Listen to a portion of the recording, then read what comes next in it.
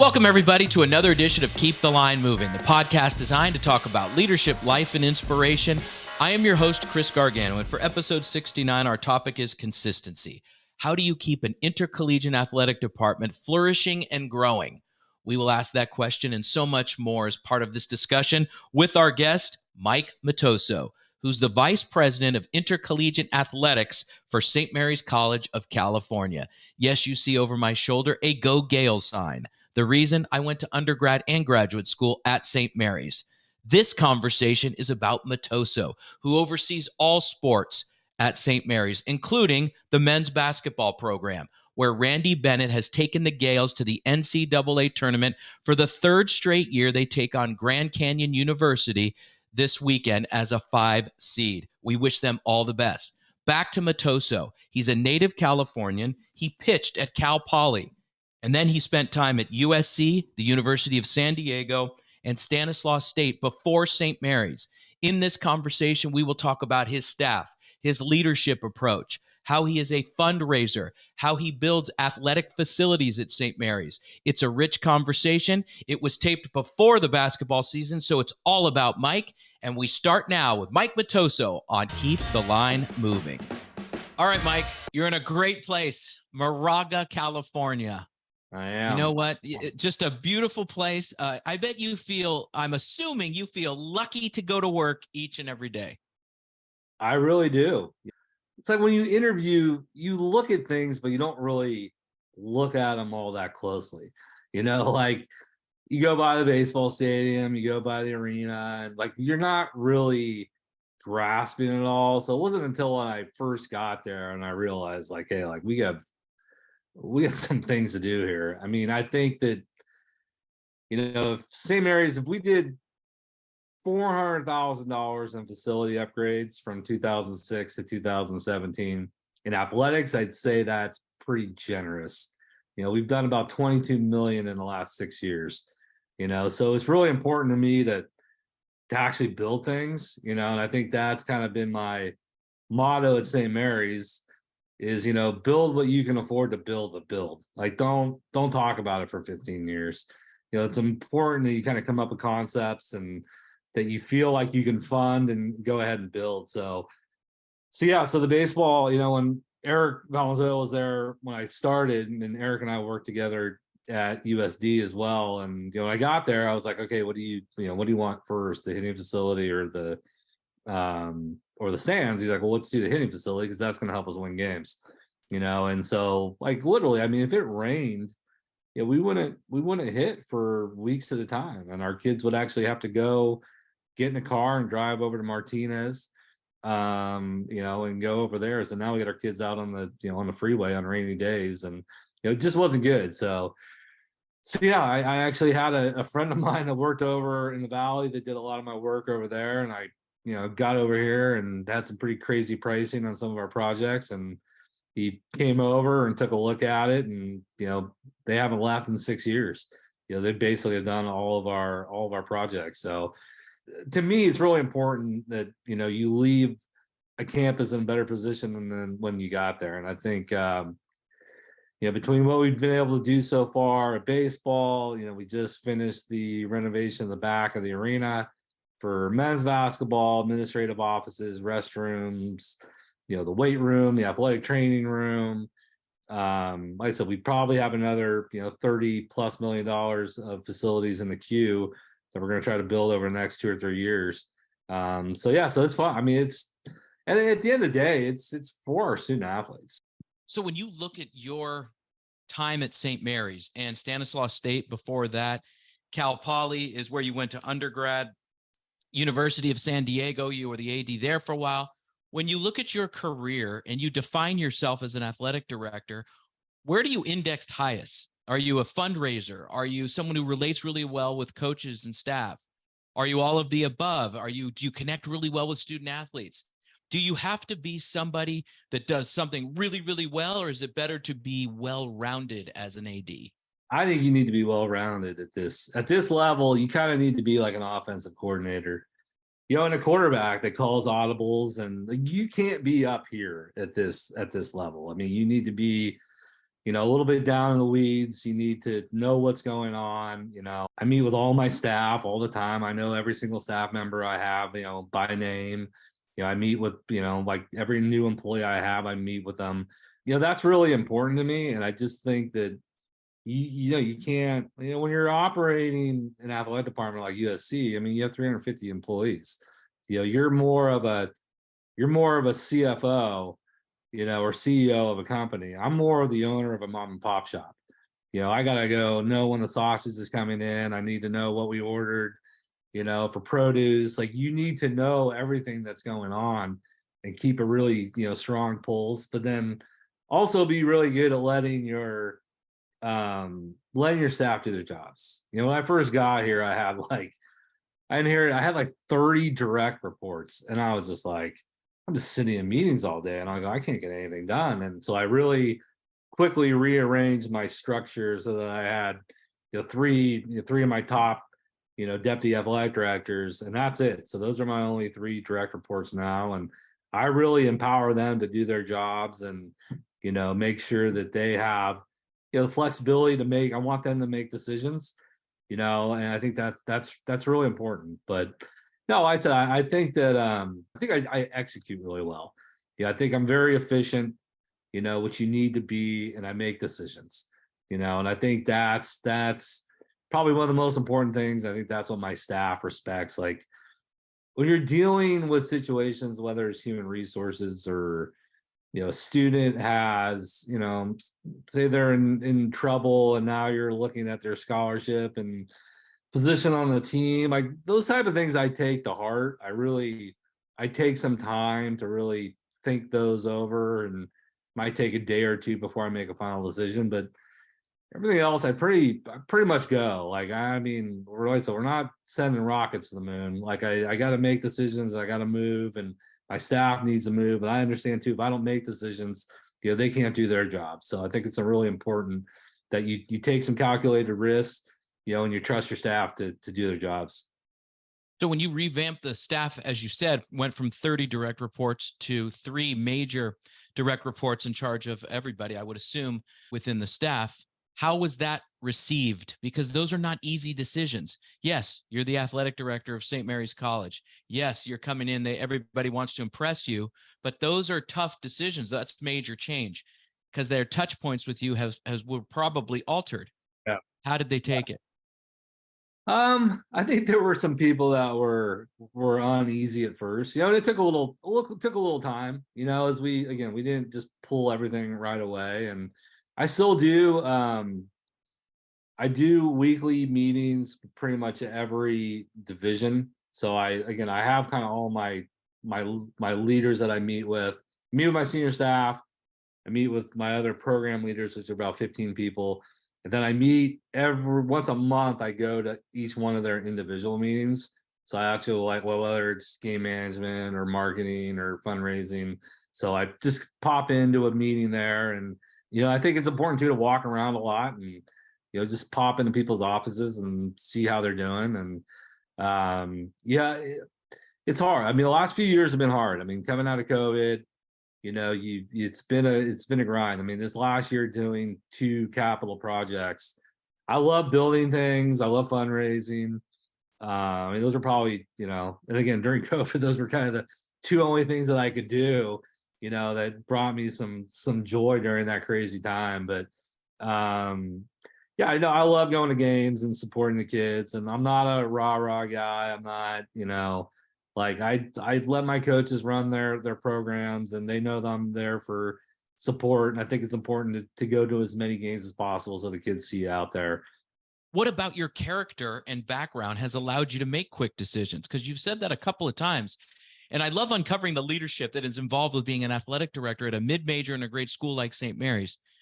What is it, do you think, in your background? You were a pitcher at Cal Poly, and you said earlier in our conversation, College of San Mateo to start off. So what you think in your background, and as you've gotten experience at, like I said, at Cal Poly, UCSD, right? Or pardon me, University of San Diego, USC, right? And then Stanislaus. Tell me what in your makeup and experience has given you that confidence. I think it's a combination of just learning from all of them, like when I was in high school, even in college, like I would be the kid that if you would get a syllabus, the first thing I would have looked at is, do I have to public speak? And if I do, I'm out. I'm done. Like I did not have a lot of confidence in myself in that area. And, I think it just took me time to actually kind of believe in myself. And I think at some point you carry over that and then on the field, I was the most confident person, you know, you could be, you have to be.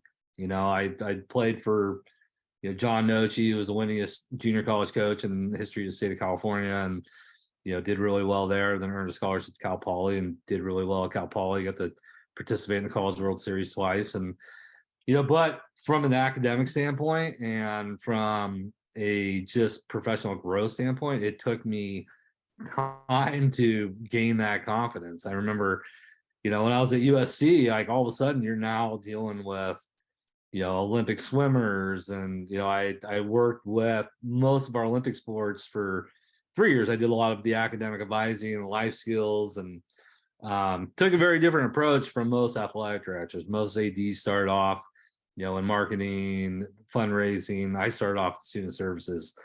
And, again, I remember I had a kind of a life-changing moment my freshman year at CSM, because I did not like school. And it was probably more, I just didn't have a lot of confidence in myself. And we went out and we played at the University of Nevada, and then an academic advisor came out and she said, I will tell you right now, I don't care how good you are. If you do not take care of your academics, you will never sit in that dugout on the other side of the field. And it was a life-changing moment for me. At that point, I was like, okay, I'm taking care of school. And I didn't look back from that at that point. I had to work really hard, because I think for many years I was a little bit behind. I never diagnosed with learning disabilities or things during that time period. I'm sure I had a few, but I worked hard, and kind of carried. That's when I started carrying over the athletic side to the academic side. And then I think, like, when I got to USC, and then I was put into head academic advisor and eligibility for SC football. I did that for the last 2.5 years I was there. And now you're dealing with, Heisman Trophy. When I had, Carson Palmer was one of my students, Chris Claiborne, one of the Buckus Award winner. And, I remember I had to do one of my first recruiting speeches, and it was their big recruiting day. And Ken O'Brien was the quarterback coach. And Ken was a total, like, just complete smartass. And I remember I was about to go walk on to the stage, and he grabs me by the shoulder and he's like, Matoso, don't screw this up. And he used a few different words in there. But, like, you're out there now, you're in front of 300 kids that are all top, and so you start kind of getting used to it, and you're thrust into different situations that kind of, I would say I'm an introvert, but my job is very external, and I think I turn it on very well for that.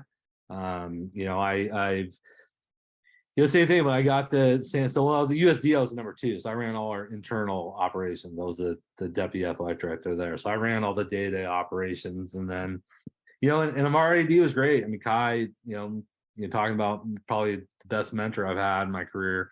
He really was like, hey, you run this, you keep things away from me, you deal with this. Like, I don't want to hear about it. You take care of it, and you realize at that point, like, okay, I have to start making some final decisions. And then, like, at my first job at Stanislaus, I remember my first day, we had something come up, and everyone's kind of like, I'm like, well, what do you guys think? They're like, well, you're the athletic director, make a decision. I was like, all right, we're doing this, So I think once I got into that role, by then I had a really, with 7 years in that role at San Diego, really prepared me.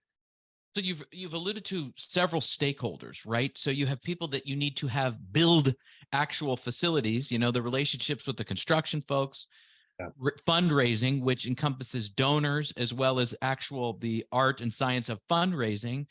And then you have coaches, right? And then administrators. So each stakeholder holds a different area and puzzle piece to everything that you have to do on a daily basis. Yep. So Mike, is what I'm hearing from you is you have to prioritize those relationships. You said, your number one issue or challenge on a daily basis is the budget. Yeah, but the budget comes with all those personalities.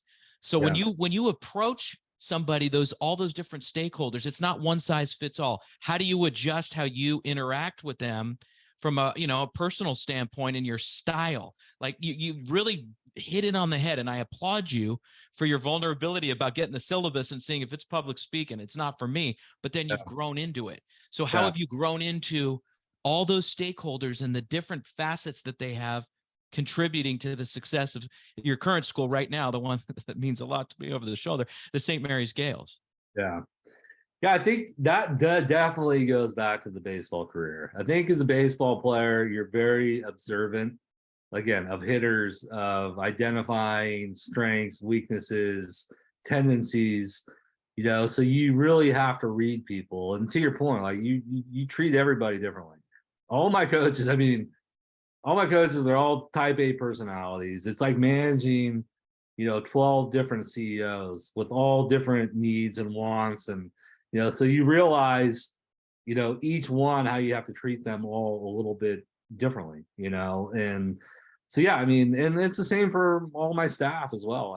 All of them need to be picked up. All of them need to be, everyone needs a little rah-rah speech every once in a while. And, I think I as I make decisions and as I put things together, I'm very much about listening to ideas. Like I don't have all the answers to everything. So I think it's really important that you get feedback from everybody. Like if we have a meeting and it gets like a little snippy, like I'll stop the meeting and just go, okay, like, well, time out here. Like what's going on? Like if we need to air it out right now and go through anything, let's have the conversation right now, because this is not productive. And, and I'm very much about keeping everybody on the same page. To me, that's kind of the number one thing I with my coaches. I kind of run through that a lot too, of like, okay, like each person, I kind of run through them in my head to make sure, okay, they're doing well. I go to lunch with all my coaches once. So every other week I go to lunch with a head coach. So I actually rotate that through the entire year. So usually I'll go to lunch like probably 5 or 6 times a year with my head coaches. Just, and most of the time we don't even talk about sports. We just talk about their life or things that are going on with their kids or families. And, I think that's really, really important. And, to me, it's important that they know that I'm working hard for them, which I think all my coaches know that. You're when the best thing I can do, to your point of being, rah rah around the kids and all that. Like, listen, like, you want me rah rah around the kids, or you want me to go fundraise and make your program better? And to me, that's the most important thing. And like getting those results and then letting them really try to do their jobs and to try to be successful. I think that's the best thing I can do as an AD. And Mike, you brought up something here about the lunches that you have with the coaches and such.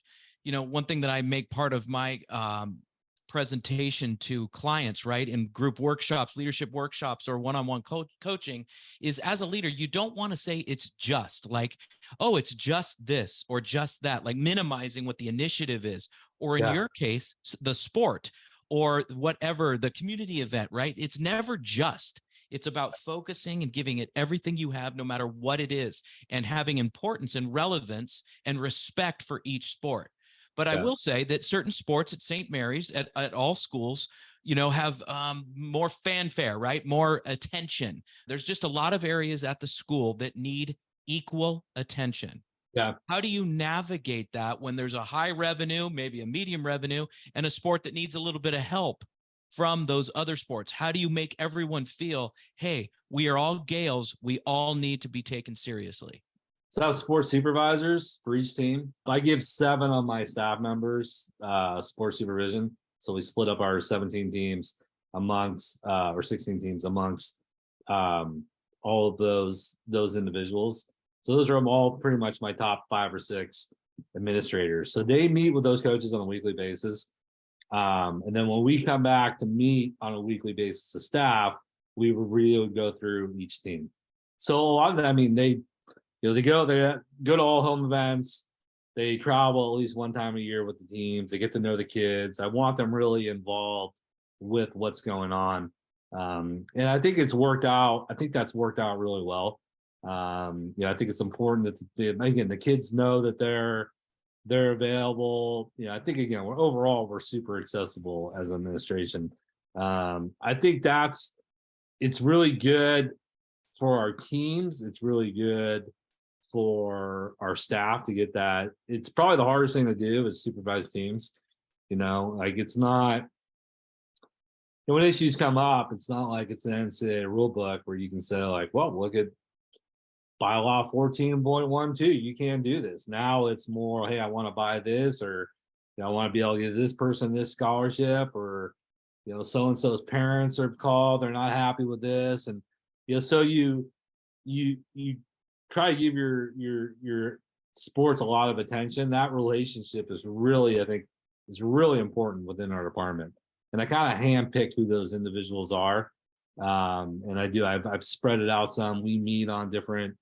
And it's kind of funny as I've expanded it, I've had some of them say, well, what do I do? Like, what? I mean, so I give them here are like probably the 10 things you are going to monitor, whether it's budgets, fundraising, student discipline, just the kids in general, travel, And then at that point, it's like it's kind of their first time to really be a manager.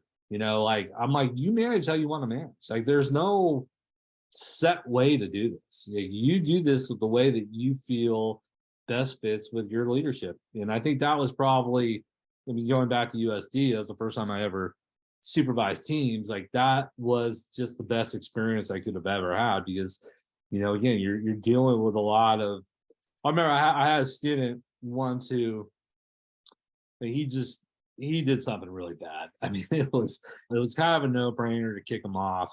And he was a freshman on our soccer program. And so I went to our baseball coach. I'm like, hey, like, here's what he did. Like, what do you think?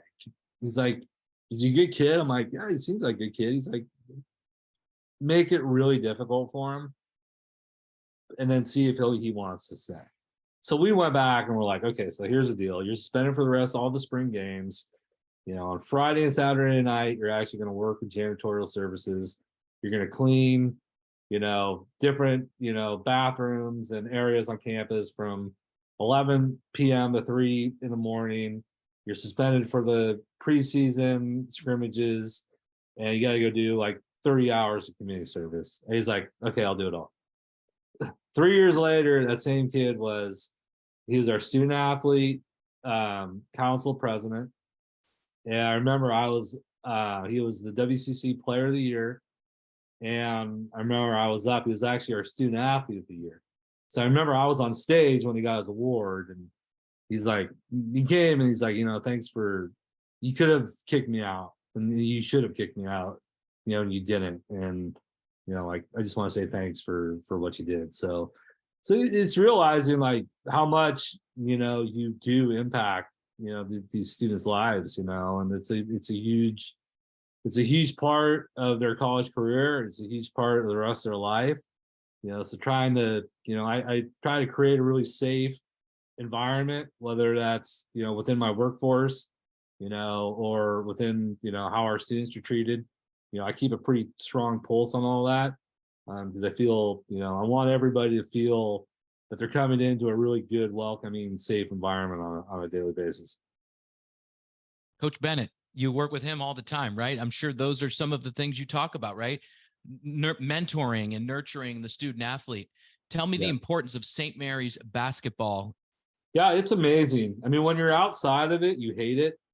Like you don't understand it. You like, how do they do it?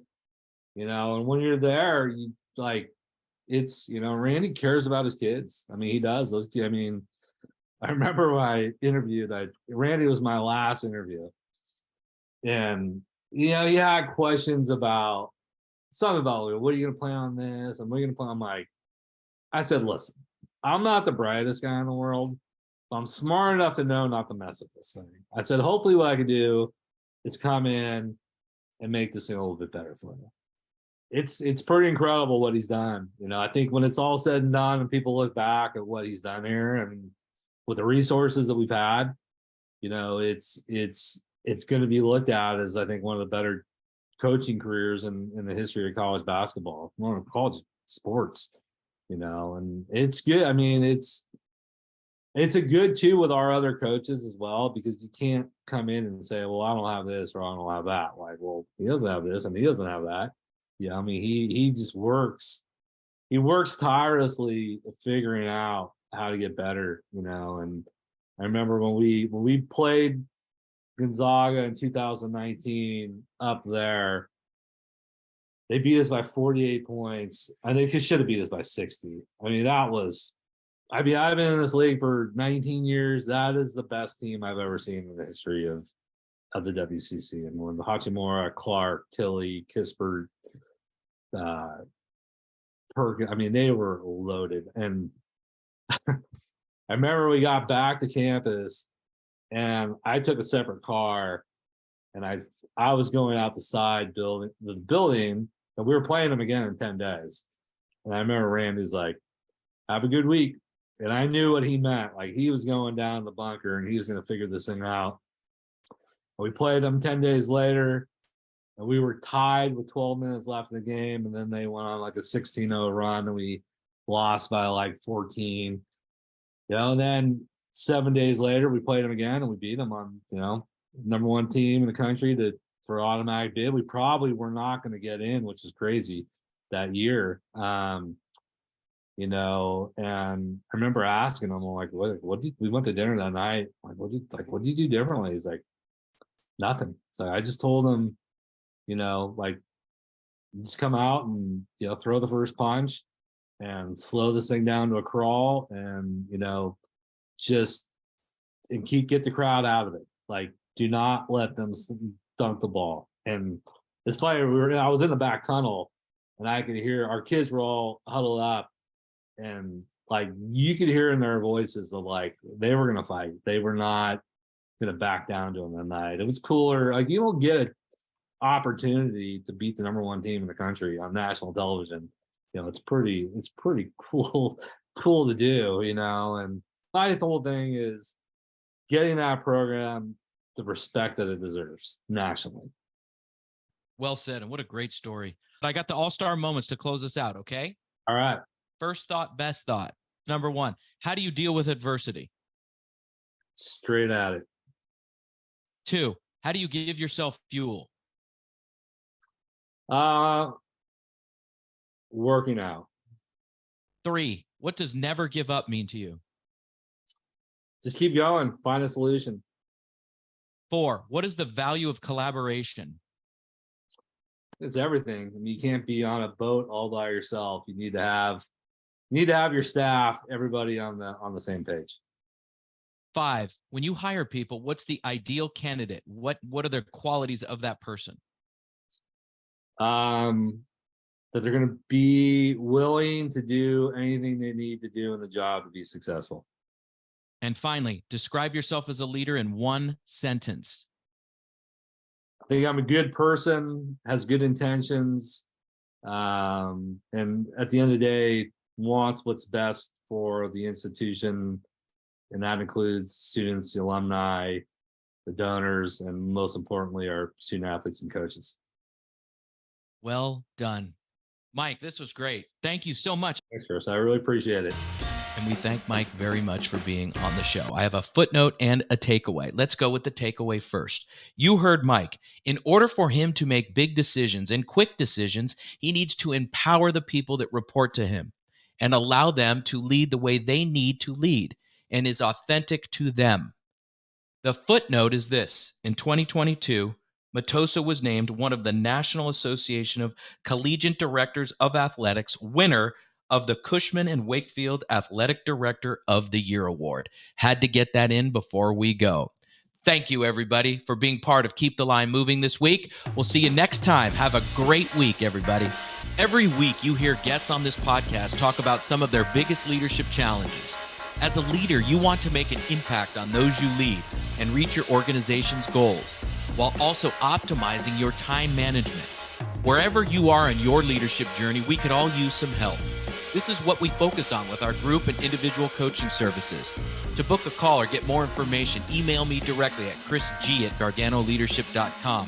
or visit our website at garganoleadership.com. For our podcast and video producer, Jack Radutsky, and our marketing coordinator, Savin Narwal, have a great week, everybody.